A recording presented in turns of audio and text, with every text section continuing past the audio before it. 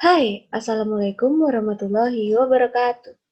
Saya Ayu Mutiara Damayanti dan di sini saya akan memaparkan materi tentang Sistem Informasi Manajemen yaitu bab 11, Sistem Informasi Pendukung Keputusan Manajerial. Nah, jadi teman-teman, yang pertama itu ada pemecahan masalah dan pembuatan keputusan.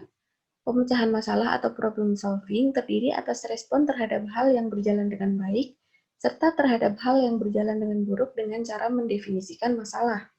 Kemudian ada pembuatan keputusan atau decision making, yaitu tindakan memilih di antara berbagai alternatif solusi pemecahan masalah.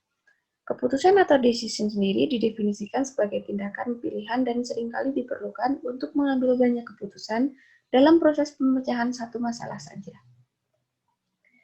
Kemudian ada fase pemecahan masalah. Nah, yang pertama ada aktivitas intelijen atau mencari di sekitar lingkungan kondisi yang harus dipecahkan, kemudian aktivitas perancangan, menemukan, mengembangkan, dan menganalisis tindakan-tindakan yang mungkin dilakukan. Lalu ada aktivitas pemulihan, memilih tindakan tertentu dari beberapa yang tersedia. Kemudian ada aktivitas pengkajian atau memeriksa pilihan-pilihan yang lalu.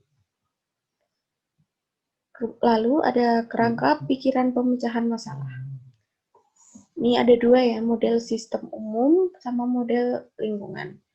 Model sistem umum sendiri adalah suatu sistem dalam perusahaan yang mengidentifikasi elemen-elemen penting yang harus ada serta aliran data, informasi, dan keputusan yang menghubungkan elemen-elemen tersebut.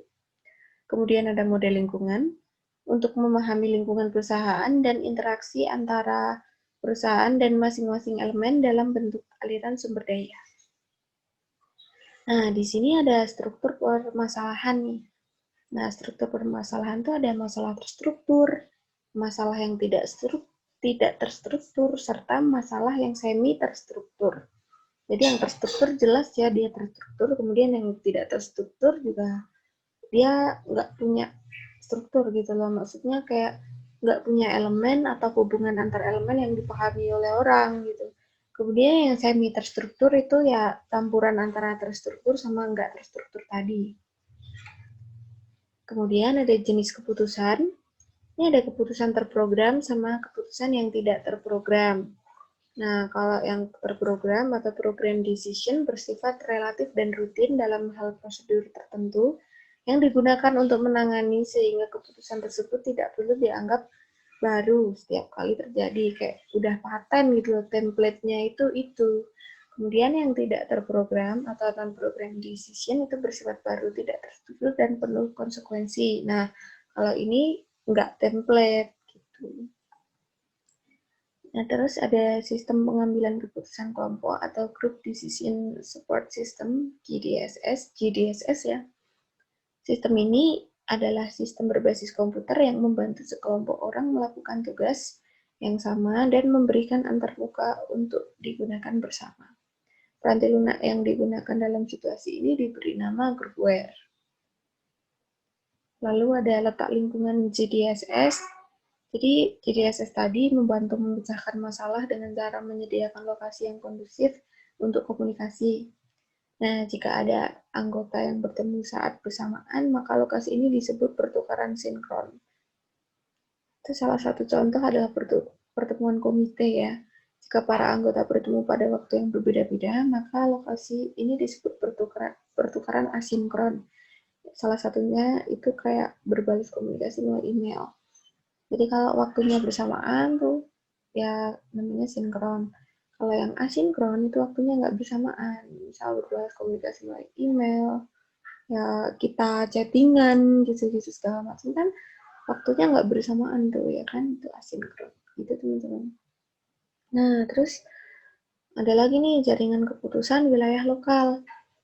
Jika tidak memungkinkan untuk sekelompok kecil orang untuk bertemu langsung, maka para anggota dapat berinteraksi melalui LAN atau Local Area Network. Yang sebelumnya di bab sebelumnya kita juga pernah bahas nih Local Area Network itu apa. Nah, jadi kayak seorang anggota dapat masukkan komentar ke dalam komputer dan melihat komentar yang diberikan anggota lain di layar. Lalu ada sesi legislatif. Nah, jika kelompok yang ada terlalu besar untuk suatu ruangan keputusan, maka akan dibutuhkan sesi legislatif.